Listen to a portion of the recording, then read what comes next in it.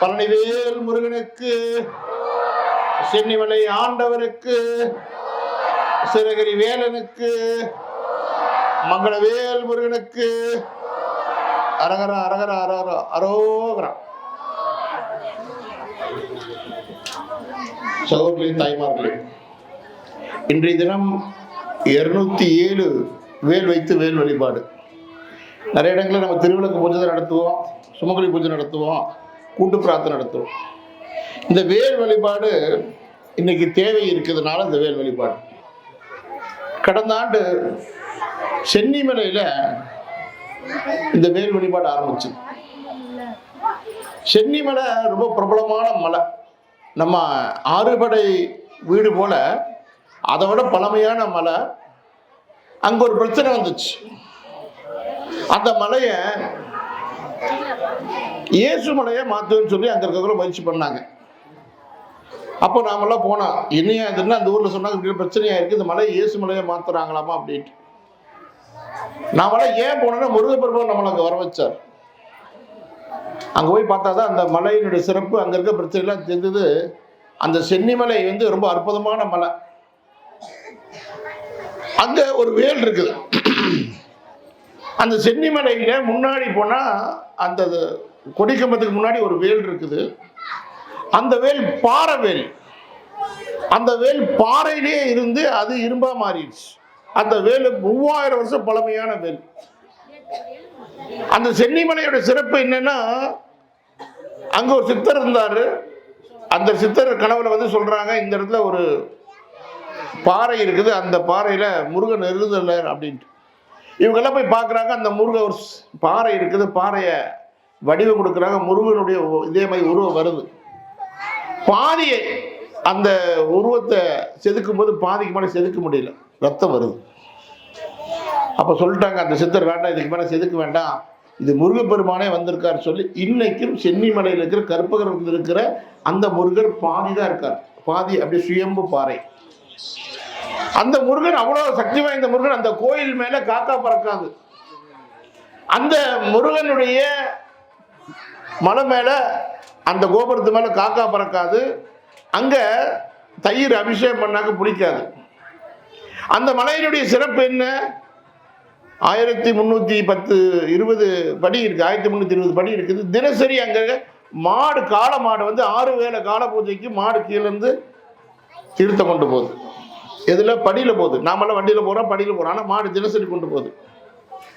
இவ்வளவு சிறப்பு வாய்ந்த அந்த முருகன், அங்க இன்னொரு விஷயம் என்னன்னா, அந்த சிறப்பு வாய்ந்த முருகனுக்கு அந்த தேவராய சுவாமி அவர்கள் கந்த சஷ்டி கவசத்தை அங்கதான் பாராயணம் பண்ணார். அந்த தேவராய சுவாமிக்கு உடம்புல நோய். அவர் எல்லா கோயிலுக்கும் முருகன் கோயில் போனார். திருச்செந்தூர்ல போய் படுத்திருந்தார், உடம்புல புண்ணு. அப்ப சொன்னாங்க, என்னையா அவனுக்கு புண்ணு சரியா இருக்கு, என்ன பண்ணா? அவர் சொன்னாங்க அங்க இருக்கிறவங்க, சாமி நீங்க முருகனை பத்தி பாடுங்க, பாடல் எழுதுங்கன்னார். ஒரு எல்லா முருகன் கோயிலுக்கு போனார் தேவராய சாமி. சென்னிமலைக்கு அங்கதான் அந்த பாடலை பாடினார். அதான் நாமெல்லாம் பாடுறோம்ல, காலையில் எழுந்திரிச்சு காக்க காக்க கனகவேல் காக்க நோக்க நோக்க நொடியில நோக்க அப்படின்ட்டு கந்த சஷ்டி கவசம் அரங்கேற்ற இடம் சென்னிமலை. அந்த வேல் பாடு தான் வருது. அந்த தேவராசாமியை பாடுன அந்த கனகவேல் இருக்கு பாருங்க, அத்தனை நோய் நொடிக்கும், அத்தனை பயத்துக்கு, கடனுக்கு, அத்தனை பிரச்சனைக்கு, குடும்ப பிரச்சனைக்கு எல்லாம் அந்த கந்த சஷ்டி கவசத்தை தீர்வு சொல்றாரு தேவராய சுவாமி. அந்த சென்னிமலை தான் நமக்கு ரொம்ப, அந்த ஆண்டவருடைய அருள் தான் நமக்கு. அந்த சென்னிமலை ஆண்டவருடைய அருளால கடந்த ஆண்டு மிக பிரமாண்டமான அளவுல இந்த வேல் பூஜை நடந்தது. இந்த தடவை என்ன முயற்சி பண்ணிருக்கணும், கடந்த ஆண்டு சென்னிமலையிலிருந்து பழனி வரைக்கும் போனோம், வேல் எடுத்துட்டு எல்லா பக்கம் பூஜை பண்ண வேல். இந்த வருஷம் என்ன முயற்சி பண்ணிக்கிறோம்னா, இந்த வேல் வழிபாடு எல்லா வீட்டுக்கும் கொண்டு போகணும். ஏன் என்று சொன்னால், நம்ம கொரோனா காலத்துல எல்லா வீட்லயும் பாடுனது இந்த நம்முடைய இந்த பாட்டு தான். நம்மளை காத்தறிந்தது வேல் தான். இந்த வேல் பத்தி என்ன, வேல் சிறப்பு என்ன, வேல் வழிபாடு எதற்கு?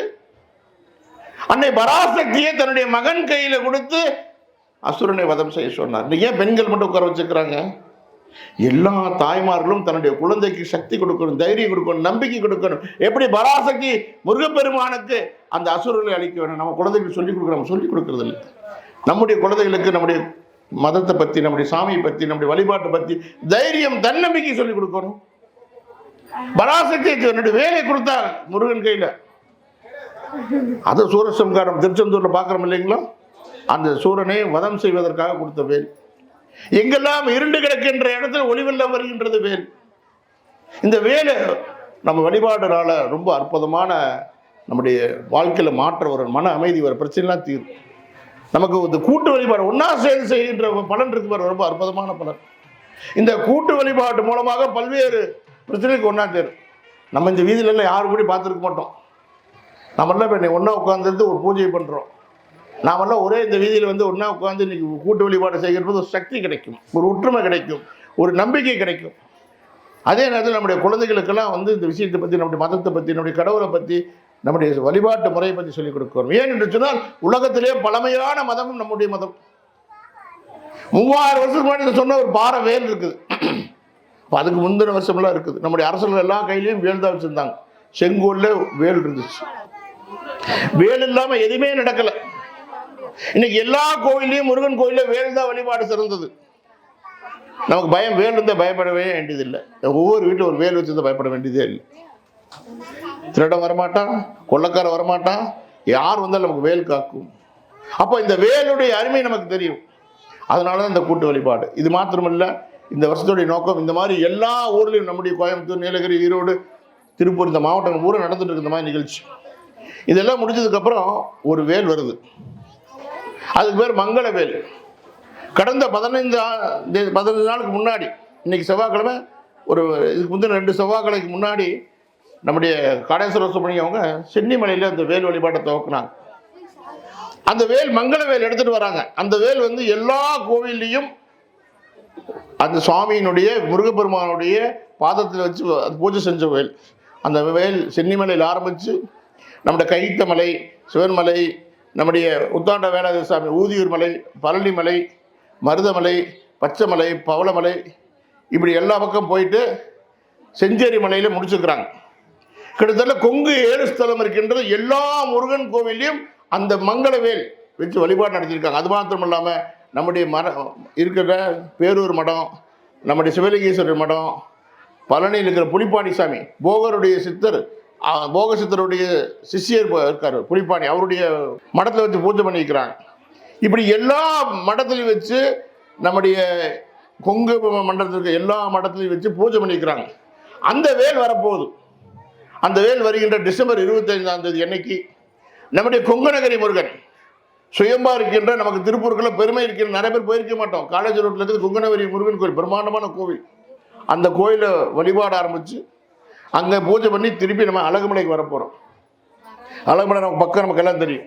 அன்றைக்கி எல்லாம் ஒட்டுக்காக வரப்போகிறோம். அங்கே வந்து அங்கே மிகப்பெரிய யாகம் நடக்குது. அங்கே பக்கத்தில் இருக்கிற ஒரு பள்ளிக்கூடத்தில், அழகுமலை வித்யாலய பள்ளிக்கூடத்தில் பெரிய யாகம் நடக்குது. அந்த யாகத்தில் வேல் வழிபாடு நடக்குது. அந்த மங்களவேல் அந்த பூஜை பண்ணி அங்கே பிரசாதம் கொடுக்க போகிறாங்க. அதுக்கான டோக்கன் முன்னாடியே புக் பண்ணணும். அந்த பை கொடுக்கணும் முன்னாடியே. ஏன்னாக்கா நிறைய பேர் வரக்காட்டி யாருக்கு என்ன ஏற்பாடுன்னு தெரியாது.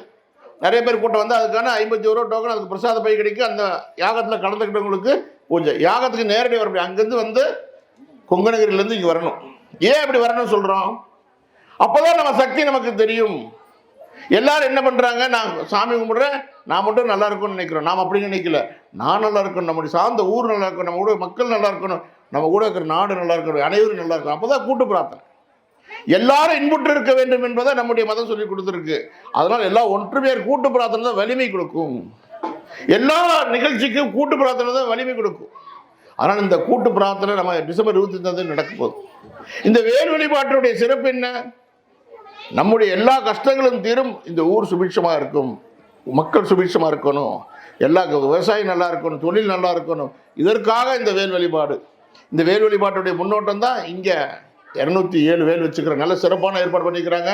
இந்த பகுதியில் சின்ன இடம், ஆனால் நிறைய பெண்கள் தாய்மாரெலாம் வந்திருக்கிறோம். இந்த வேல் வச்சு பூஜை பண்ணுறோம். இந்த வேலை வீட்டில் கொண்டே நம்ம சாமியாரில் வச்சு பூஜை பண்ணலாம் தினசரி. நமக்கு அந்த வேலை அந்த அன்னைக்கு எடுத்துகிட்டு வரணும். கொங்கணக்கரை கொண்டு வந்து நாம் அங்கே சாமியில் வச்சு கொடுப்பாங்க. அதே மாதிரி அந்த யாகத்தில் வந்து வச்சு அழகுமலையில் நம்ம அந்த வேலுக்கு பூஜை பண்ணி கொடுப்பாங்க. நம்ம இந்த வேலை நம்ம கையில் வச்சுக்கிற வேலை கொண்டு வந்து பூஜை பண்ணி திரும்பி வச்சா சக்தி நமக்கு கிடைக்கும். முருகப்பெருமான் 24 மணி நேரம் நம்ம வீட்டில் நம்ம கூட, நமக்கு தைரியமாக நம்ம கூட இருப்பார். அதனால எல்லாரும் அந்த நிகழ்ச்சியில் கலந்துக்கணும். இந்த நிகழ்ச்சி ஏற்பாடு செய்த அத்தனை சகோதரர்களுக்கும் நன்றி, வணக்கம். வெற்றிவேல் முருகனுக்கு.